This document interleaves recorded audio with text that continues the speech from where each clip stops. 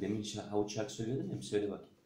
Benim annem, miyav miyav miyav.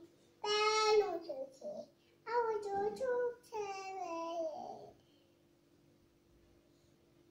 Söyle.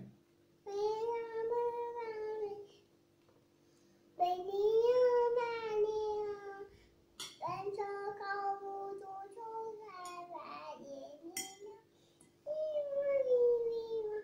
Baba bunu al. Al. Ne yapacağız sen alınca? İsim çekeceğiz.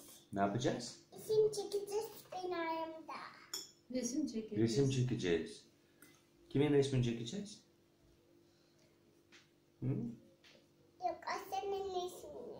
Aslan'ın resmini mi çekeceksin? Yok. Ben Aslan'ın videosunu çekiyorum şimdi.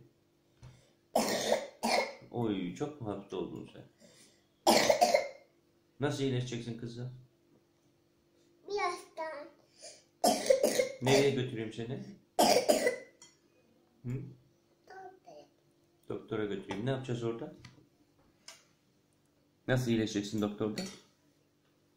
Hı? Anlat bakayım hadi. Ne yapacak doktor?